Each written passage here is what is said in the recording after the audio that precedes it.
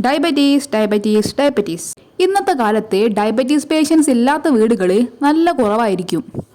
അപ്പോൾ ഇത്രയും ഡയബറ്റീസ് പേഷ്യൻസിനുള്ള ഇൻസുലിന് എവിടെ നിന്നായിരിക്കും കിട്ടുന്നുണ്ടാവുക? വല്ല ലാബിലും ഉണ്ടാക്കുന്നുണ്ടാവൂലേ? അല്ല. ഈ സൾഫ്യൂരിക് ആസിഡും ഹൈഡ്രോക്ലോറിക് ആസിഡും ഉണ്ടാക്കുന്ന പോലെ ലാബിൽ ഉണ്ടാക്കാൻ പറ്റിയ ഒരു സാധനമല്ല ഇൻസുലിൻ. ഡയബറ്റീസ് പേഷ്യൻസിന് വേണ്ടിയുള്ള ഇൻസുലിൻ ബാക്ടീരിയയിൽ നിന്നാണ് ഉണ്ടാക്കുന്നത് എന്ന് പറഞ്ഞാൽ നിങ്ങൾ വിശ്വസിക്കുമോ? But I have to say that it is true. Bacteria ഉപയോഗിച്ചുകൊണ്ട് ബയോടെക്നോളജി വഴിയാണ് നമ്മൾ ഇൻസുലിൻ ഉൽപ്പാദിപ്പിക്കുന്നത്. കുറച്ചും കൂടി വിശദമായിട്ട് പറഞ്ഞാൽ, ആദ്യം നമ്മൾ മനുഷ്യരിൽ നിന്നും ഇൻസുലിൻ ഉണ്ടാക്കുന്ന ജീനിനെ എടുക്കും. എന്നിട്ടതിനെ ബാക്ടീരിയയുടെ സർക്കുലർ ഷേപ്പിലുള്ള DNA ആയ പ്ലാസ്മിഡിൽ ചേർക്കും.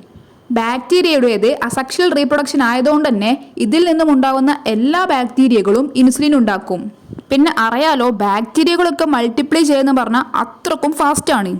അതിലൂടെയാണ് നമ്മൾ ലാർജ് എമൗണ്ട് ഓഫ് ഇൻസുലിൻ ഉൽപ്പാദിപ്പിക്കുന്നത്. ആൻഡ് ഡോണ്ട് ഫോർഗെറ്റ്, ഈ ഒരു ബാക്ടീരിയ ആണെങ്കിലും ജീനാണെങ്കിലും മൈക്രോസ്കോപ്പിക് ആണ്. കണ്ണുകൾ കൊണ്ടുപോലും കാണാൻ പറ്റാത്ത സാധനങ്ങൾ വച്ചാണ് നമ്മൾ ഇത്രയും ലാർജ് എമൗണ്ട് ഓഫ് ഇൻസുലിൻ ഉൽപ്പാദിപ്പിക്കുന്നത്. ആ ഒരൊറ്റ കാര്യമാണ് എന്നെ ഞെട്ടിച്ചത്.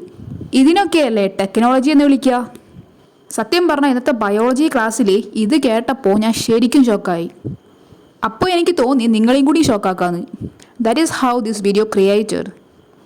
So that's all for today. Thanks for watching.